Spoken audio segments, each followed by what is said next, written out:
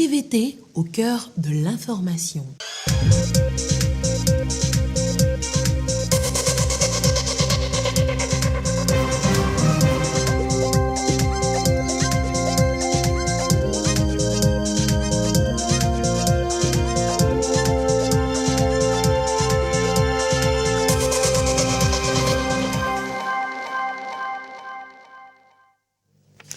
Il est l'heure du journal sur la télévision togolaise. Madame, Monsieur, bonsoir. Et voici les titres de cette édition. Le Togo, la Côte d'Ivoire et la Guinée misent sur l'école bilingue, une école bilingue pour une éducation de qualité. Depuis ce matin, les ministres de l'éducation de ces pays découvrent les résultats de l'apprentissage en 2 langues pour redéfinir ou renforcer la stratégie d'action sur le terrain. Les aires protégées seraient de véritables richesses et sources de développement de l'Afrique. C'est le message véhiculé depuis hier au Rwanda lors du premier congrès africain sur les aires protégées que tous les États du continent veulent protéger. À découvrir dans ce journal. Également à protéger et surtout valoriser le moringa. La plante aurait plusieurs vertus que les producteurs de l'Ogo au Togo sont formés à mettre en valeur. Vous découvrirez donc la plante sous toutes ses formes dans ce journal. Voilà donc pour les titres. L'administration publique veut relever les défis de modernisation et de qualité des services. Dans cette optique, 3 documents ont été élaborés. Ils portent sur la simplification des formalités administratives, l'avis des usagers sur les services publics et la mise en place de 2 centres administratifs pilotes à l'intérieur du pays. Les précisions dans ce reportage de Marie-Ange Bida. Et plateaux, 2 régions où seront bientôt installés des centres administratifs de services publics. Pour une mise en forme de ce projet pilote, une étude de faisabilité a été commanditée par le ministère de la fonction publique, du travail et du dialogue social. Après des mois de travaux sur le terrain, l'étude est soumise à validation à Lomé. En plus de cette étude, 2 autres documents ont été élaborés. Le premier porte sur la stratégie de simplification des procédures et formalités administratives. Le second est une enquête faite auprès des usagers des services publics. Le ministère de la fonction publique voit en ces 3 documents des instruments pour rapprocher davantage les populations de l'administration et répondre efficacement à leurs besoins. Condition sine qua non dans une société en constante mutation.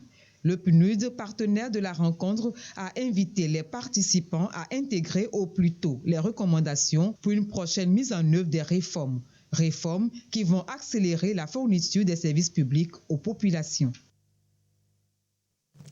Cette question à présent, quelles sont les performances des élèves des écoles où les cours sont dispensés aussi bien en français qu'en langue nationale? Eh bien, une enquête a été réalisée sur la question dans 3 pays, la Côte d'Ivoire, la Guinée et le Togo. Les résultats ont été présentés ce matin à Lomé par la conférence des ministres de l'éducation des pays de la francophonie. Le compte rendu avec Clarisse Atticle. L'utilisation conjointe des langues nationales et du français permettrait aux apprenants de mieux assimiler les enseignements. L'hypothèse se confirme par l'évaluation des acquis scolaires dans les écoles bilingues au Niger. Elle a été réalisée par la conférence des ministres de l'Éducation des États et gouvernements de la francophonie confémène. Le cas de l'évaluation que nous avons faite au Niger, où les élèves ont été évalués en Djarma, en Hausa, en français, et on s'est rendu compte systématiquement que les élèves qui avaient été évalués en Djarma et en Hausa avaient les meilleurs résultats en langue et en mathématiques. Et ceux qui avaient de bons résultats dans les évaluations en français, c'est ceux qui avaient le français comme langue maternelle. Donc ça veut dire que le choix de la langue d'enseignement est très important. Le même exercice est fait en Côte d'Ivoire, en Guinée et au Togo à travers le programme d'analyse des systèmes éducatifs de la Confémène PASEC. Le rapport produit sur la base de 3 compétences clés, la lecture, l'écriture et le calcul, est analysé à Lomé. On va discuter les résultats, on va travailler sur les recommandations, on va faire une petite comparaison entre les 3 pays pour voir les bonnes pratiques qui ont fonctionné plus dans un des pays et d'autres, et on va restituer ces résultats-là. L'expérimentation de l'enseignement bilingue a été développée dans le cadre du programme École et langue en Afrique, ELAN. Une initiative appuyée par l'UNESCO. Nous, à l'UNESCO, outre les aspects pédagogiques et cognitifs les avantages que ça procure, il y a toute la dimension culturelle. Et donc pour nous, au-delà des aspects éducatifs majeurs, c'est que la langue également, c'est l'opportunité de promouvoir les cultures, les savoir-faire, les pratiques traditionnelles africaines et de les valoriser. Le Togo, quant à lui, a adhéré à l'initiative Élan en 2016 et le pays entend expérimenter le biplurilinguisme proposé par l'Institut de la francophonie pour l'éducation et la formation, IFEF. Cet atelier est une étape capitale dans le processus de mise en œuvre de nos différentes politiques linguistiques qui supposent des réformes cruciales pour l'avenir de nos systèmes éducatifs. Dès lors, l'enjeu majeur est de mettre en œuvre des politiques qui, adaptées à nos contextes socio-économiques et culturels, en vue de promouvoir une éducation de qualité nécessaire à l'avènement d'une école africaine de progrès. Utiliser concomitamment le français et les langues nationales dans l'enseignement est l'approche pédagogique recommandée par le programme Élan.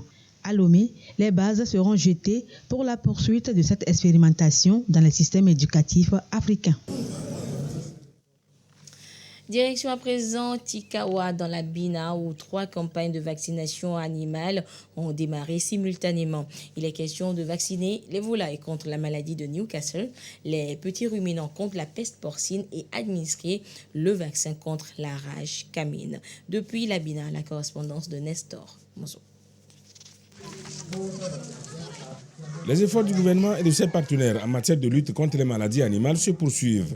En témoigne cette nouvelle campagne nationale de vaccination simultanée contre la maladie de Newcastle qui attaque la volaille, la peste des petits ruminants et la rage canine. Toutes ces 3 épidémies constituent un fléau pour le développement du pays, en ce sens qu'il y a un manque à gagner dans le cadre de la résilience.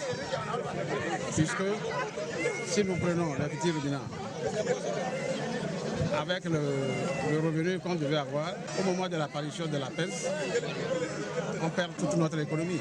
Si nous prenons la même chose au niveau des volailles, on perd. Alors, quand on revient au niveau de la rage canine, ça c'est un problème de santé publique. Ces 3 campagnes nationales de vaccination s'inscrivent dans la feuille de route gouvernementale destinée au ministère chargé de l'élevage. Dans le cadre de la mise en œuvre des projets prioritaires de cette feuille de route, il a été dit d'améliorer la productivité et les rendements agricoles. Et le ministre nous a instruit de faire un diagnostic du secteur de l'élevage au niveau de chaque région pour identifier les contraintes à l'élevage en vue de proposer des solutions durables, des mesures concrètes pour booster ce sous-secteur. Parmi les solutions préconisées figure en bonne place l'amélioration de la santé animale. Et donc, c'est ce qui justifie cette campagne de vaccination contre ces 3 maladies prioritaires. La campagne passée, le taux de couverture vaccinale de la maladie de Newcastle et de la peste des petits ruminants est de 75%, celui de la rage canine de 35%. Des efforts restent donc à consentir pour venir à bout de ces épizooties. Et puis ce communiqué du ministre de la Santé à présent. Depuis quelques semaines, il est notifié un nombre accru de cas de fièvre virale hémorragique en Afrique, regroupant un ensemble de maladies dont la maladie à virus Marburg, la fièvre de Lassa, la maladie à virus Ebola. L'épidémie en cours en Afrique de l'Ouest est celle de la maladie à virus Marburg, dont des cas ont été observés au Ghana voisin.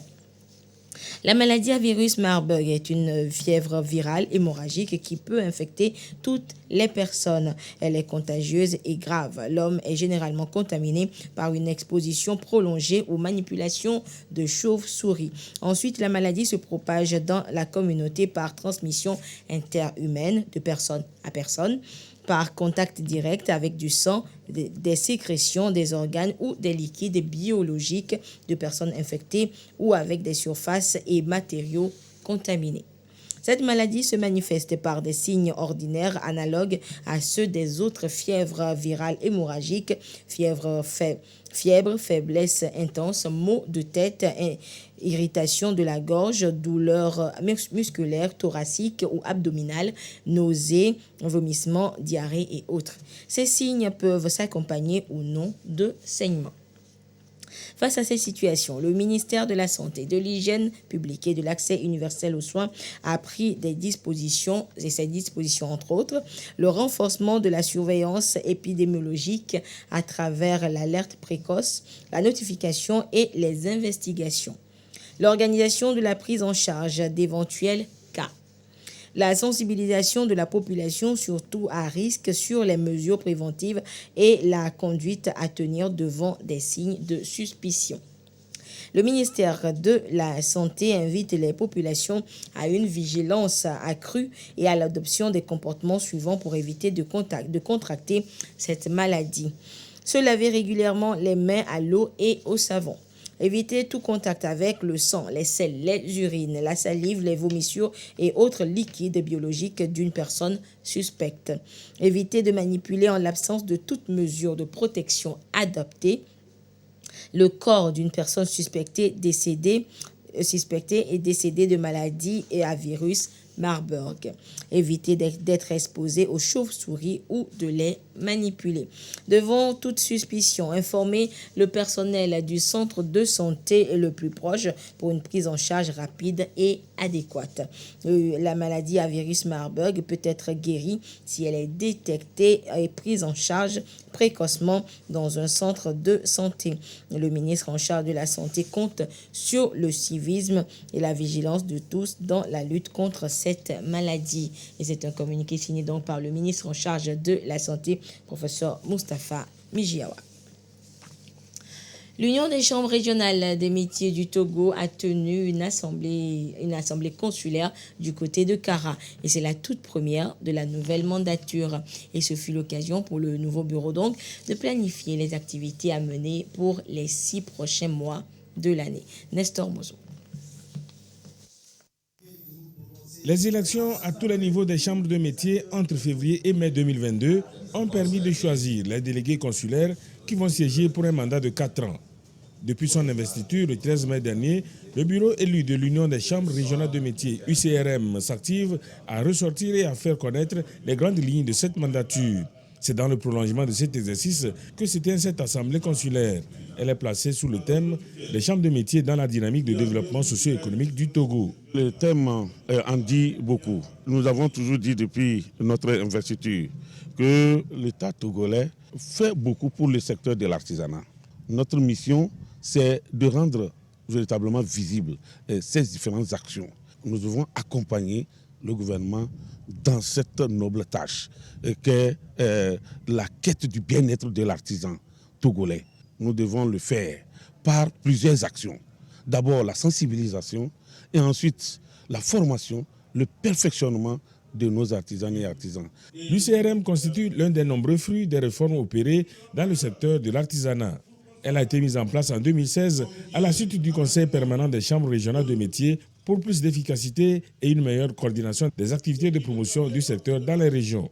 Au-delà du fait que l'organisation des sessions consulaires est une prescription de vos tests réglementaires, ces sessions vous donnent l'occasion de vous retrouver et de jeter un regard interrogateur sur vos actions et vous faire une auto-analyse rigoureuse et limpide pour un meilleur devenir du secteur et l'épanouissement économique et social de ces acteurs. Le bureau de l'Union des chambres régionales de métiers a saisi l'opportunité de la première assemblée consulaire pour honorer les institutions, les personnalités, les anciens présidents et secrétaires généraux des CRM et les partenaires techniques et financiers pour leurs œuvres en vue du rayonnement de l'artisanat au Togo.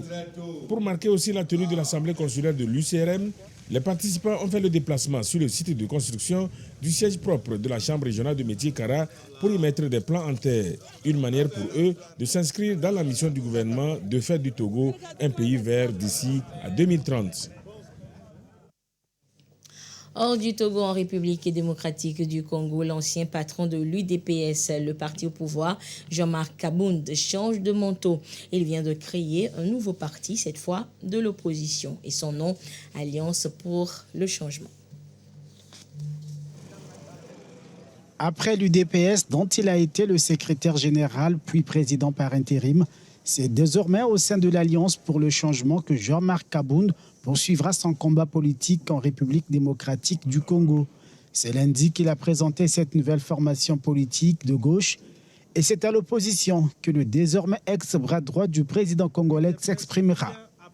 À l'approche de la présidentielle de 2023, le néo-opposant ne cache pas son ambition suprême, conquérir le pouvoir.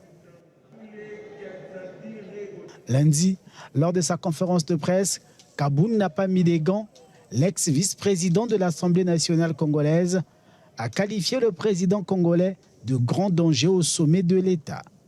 Réaction du porte-parole du gouvernement congolais.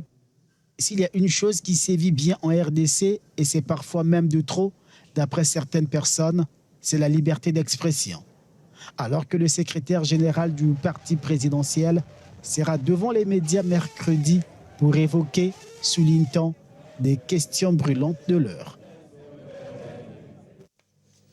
Les pays africains sont depuis hier, je vous le disais en titre, au chevet de la préservation de la nature. Et c'est à Kigali, au Rwanda, où se tient le tout premier congrès africain des aires protégées. Il est question de rappeler l'importance de ces écosystèmes dans le développement du continent. Ils sont venus de tout le continent, des présidents, mais aussi des délégués de certains pays pour assister au tout premier congrès sur les aires protégées qui se tient à Kigali. Dans son discours, le Premier ministre rwandais a tenu à rappeler l'importance de préserver la biodiversité en Afrique. Nous possédons les plus belles rivières, les plus belles forêts, les plus belles montagnes et une variété d'animaux sauvages que l'on ne trouve que sur ce continent.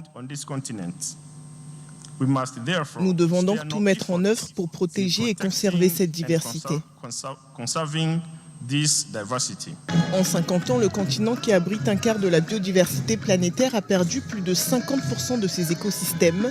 Les aires protégées en Afrique, qui s'étendent des savanes aux montagnes, en passant par les forêts tropicales, les mangroves ou les déserts, ont été dévastées par l'activité humaine. Et justement au Maroc, c'est l'activité humaine qui aurait causé donc ces feux de forêt qui ont dévasté les régions du nord du pays. Mais depuis quelques jours, les autorités affirment que ces sinistres sont sous contrôle. Voilà donc l'essentiel de ce reportage qui suit. Après plusieurs jours, les services marocains de lutte anti-incendie sont enfin parvenus à maîtriser les feux de forêt qui dévastaient des régions boisées du nord du pays. Les causes de ces incendies ne sont pas connues, mais le facteur humain n'est pas exclu selon les autorités. Au total, 20 villages ont été évacués de manière préventive dans des zones souvent reculées et une personne est morte dans la province de Larache, près de Tanger, la plus touchée par ces feux. Le bilan de ces incendies est lourd. Selon l'Agence nationale des eaux et forêts, la superficie totale endommagée par les feux a atteint environ 6600 hectares. C'est l'équivalent d'environ 9000 terrains de football. À titre de comparaison, en 2021, 2782 hectares de forêt avaient été détruits par les flammes. Le Maroc n'est toutefois pas tiré d'affaire car la météorologie nationale prévoit une vague de chaleur avec des températures variant entre 41 et 46 degrés dans les prochains jours dans plusieurs provinces. De l'autre côté de la Méditerranée, des incendies dévastateurs continuent à faire rage dans le sud-ouest de l'Europe, conséquence notamment d'une vague de chaleur qui traverse la zone. Et si on respire au Maroc après la panique, en Espagne, c'est toujours la désolation et l'inquiétude. Les flammes poursuivent leur macabre progression dans le nord-ouest du pays. Bilan, des milliers d'hectares réduits en cendres et plusieurs personnes tuées. Un geste héroïque qui a bien failli lui coûter la vie. Angel creusait une tranchée dans un champ pour tenter de ralentir l'incendie, mais les flammes ont bien failli le rattraper. Un de mes amis a brûlé son tracteur et a dû se blesser. Il a été brûlé, ils l'ont emmené à l'hôpital dans un hélicoptère et nous verrons ce qui se passe. Dimanche dernier, le feu s'est déclaré à proximité dans la commune de Losasio, dans le nord-ouest de l'Espagne. L'incendie s'est propagé, provoquant la mort de plusieurs personnes et ravageant des milliers d'hectares. C'était de beaux villages, avec un paysage agréable et vert. Et maintenant, tout ce que nous voyons, ce sont des cendres. Jour et nuit, les pompiers se sont relayés pour empêcher la progression des flammes. Près de 4000 habitants ont été évacués. Rassemblés dans ces immenses halls, tous attendent avec angoisse des nouvelles rassurantes. On se met dans tous nos états parce qu'on pense à tout ça. La maison de mes grands-parents, ils y vivent depuis longtemps. Mon père, mes tantes, tout le village pourrait brûler. Je connais beaucoup de gens là-bas, c'est stressant. Des gens sont morts aussi. L'Espagne est confrontée à une vague de chaleur inédite, responsable de ces incendies. Avec des températures dépassant les 40 degrés, la quasi-totalité du pays a été placée en alerte extrême. Et même s'ils sont loin de nous, ces incendies détruisent également la flore qui regorge d'énormes richesses et des plantes aux vertus insoupçonnées comme le moringa par exemple. Au Togo et précisément dans l'Ogooué, des producteurs se forment à sa transformation en plusieurs produits dérivés excellents pour la santé selon les spécialistes. Le compte rendu avec Silver Abdou. Du moringa mis en valeur à travers sa transformation pour plus de compétitivité dans le secteur agro-industriel. C'est ce à quoi s'attellent ici les producteurs membres de l'association Amoudon. Ils acquièrent les techniques de culture de cette plante, mais aussi comment extraire du savon et l'huile à base du moringa. On nous a appris comment faire le savon à base des feuilles de moringa et l'huile à base des graines de moringa et pommade. Arrivé à la maison, j'ai pensé, moi aussi, essayer comment faire. La transformation est une belle opportunité pour les producteurs qui découvrent ici les bonnes pratiques en matière de transformation du produit. Ceci pour les aider à sortir des techniques artisanales de transformation en vue de leur permettre d'améliorer leurs revenus. Cette plante est devenue, à travers ses recherches, une ressource alimentaire et économique. À partir de là, nous avons dit qu'il faut qu'on aille vers les agriculteurs. Ceci pour les sortir du schéma traditionnel qui consiste à faire la production de subsistance. Donc, quand ils vont découvrir maintenant toutes les applications, tout ce qu'on peut faire avec Moringa oleifera, ils vont alors commencer par faire la diversification de leur économie, de leur source de revenus. L'engagement est du Fonds national d'apprentissage, de formation et de perfectionnement professionnel, FNAFPP. Aussi, nous voulons que nos parents, à la base, aident de l'émergence en produisant leurs produits. Le rôle du FNAFPP, c'est de les accompagner en accordant des appuis financiers aux organismes, aux associations, aux ONG qui voulaient bien quand même former les citoyens. Objectif, soutenir les producteurs pour mieux répondre à la politique du chef de l'État, celle de promouvoir le secteur agricole pour une véritable émergence de l'économie. Depuis quelques jours, c'est le sujet qui alimente les discussions en Côte d'Ivoire. Un député vient de déposer un projet de loi pour autoriser la polygamie. Une action qui suscite de vives réactions des associations de défense des droits des femmes. Regardez. Reculé de Côte d'Ivoire jusqu'au cœur de la capitale économique Abidjan, les cas de polygamie sont nombreux, connus et tolérés. Pourtant, depuis 1964, la loi interdit d'avoir plus d'un époux ou d'une épouse, mais la tradition perdure. Et on souffre vraiment qu'on n'est pas reconnu, sincèrement, parce que nous, on n'est pas été à la mairie, on a fait mariage à la mosquée, donc sincèrement, on n'est pas reconnu par l'État. Donc si l'État peut reconnaître ça, vraiment, c'est un geste pour nous les femmes, surtout les femmes du là. C'est très bien, puisqu'il y a des hommes là, eux ils marient deuxième femme, les premières femmes ne sont pas au courant, c'est caché à quelque part. Si tu prétends dire que tu aimes quelqu'un, tu dois épouser la personne. Tout le monde doit voir que tu as deux femmes.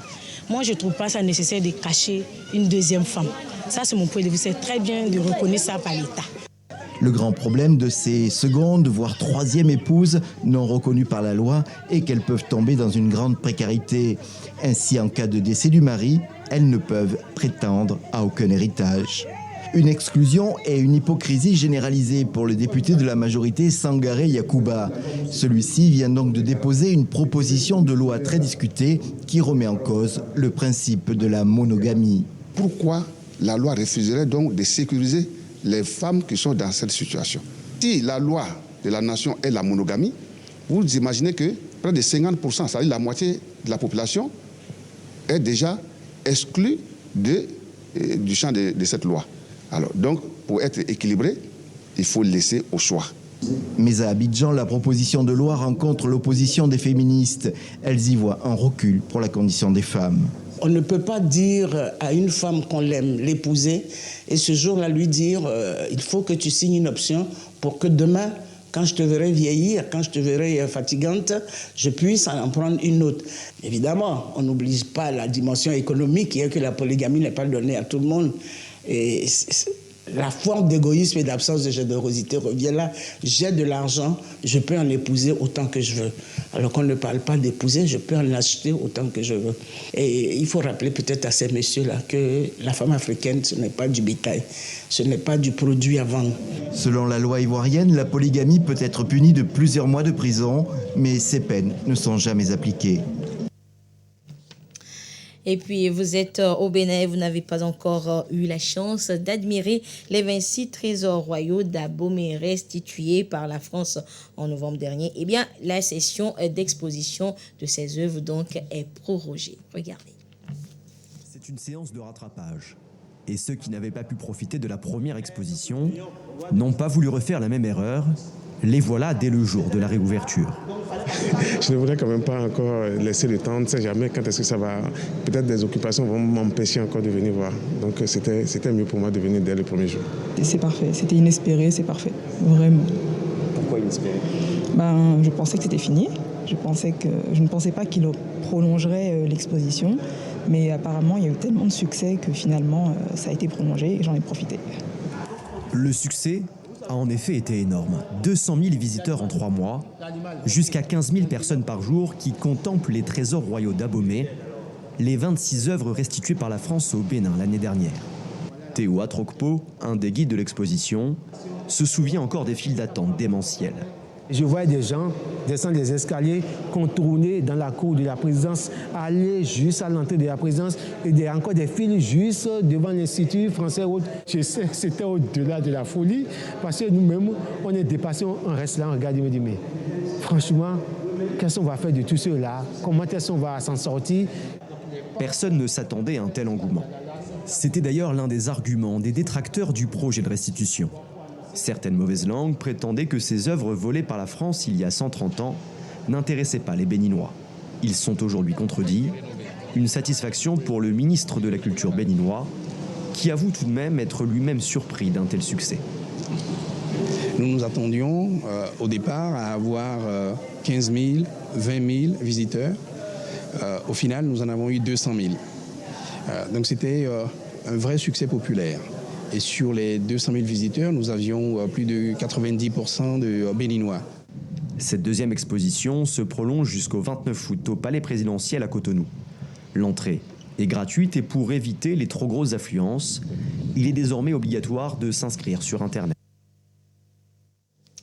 Et au Togo, à ce jour du mardi 19 juillet 2022, la situation de la pandémie au nouveau coronavirus Covid-19 se présente comme suit. Le nombre de cas confirmés s'élève à 37 850.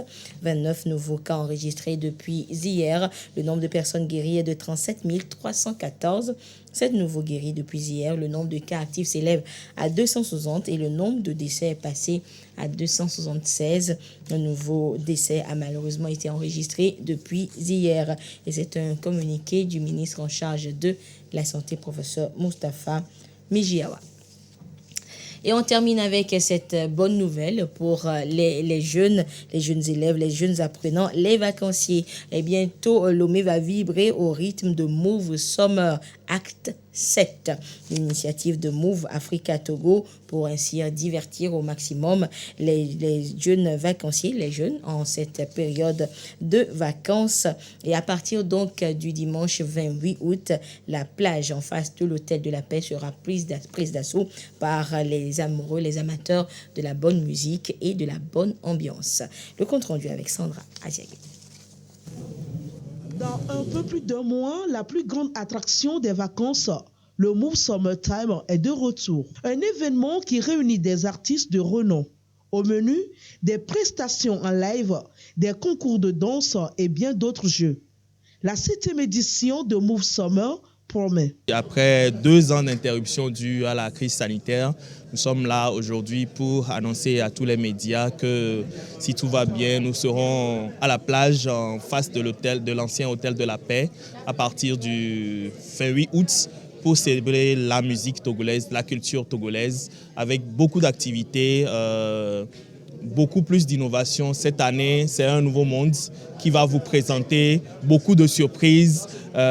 C'est beaucoup d'attractions, beaucoup d'artistes internationaux qui seront là, beaucoup de mise en valeur de nos jeunes talents surtout, qu'on va mettre à la lumière. Move Summertime, un moment des shows inédits et d'instants inoubliables avec des artistes best stars de l'heure. Je suis très heureuse de faire partie des artistes là qui sont sur le Move Summertime. Et un grand merci à Move parce que ça fait déjà 2 ans qu'on n'a pas eu de scène et tout.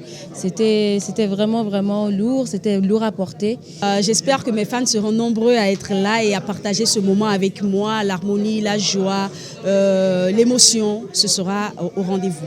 Cette communion avec le public, parfois ça manque, tu vois. Donc on est très fiers que ça revienne. Ça veut dire que petit à petit, on est en train de mettre tout ce qui est pandémie derrière nous. Donc on est très fiers. Le rendez-vous, c'est du 28 août au 18 septembre à la plage de l'hôtel de la Paix. Des espaces aménagés sont prévus pour divers jeux de société et de concours. Pour la participation des groupes de danse, des inscriptions peuvent se faire sur les pages Facebook de Move Africa. De la bonne ambiance en perspective et tout ceci dans le respect justement des mesures barrières. Et voilà, ainsi se referme cette édition. Merci de votre fidélité à la télévision togolaise. Excellente suite de nos programmes. Au revoir.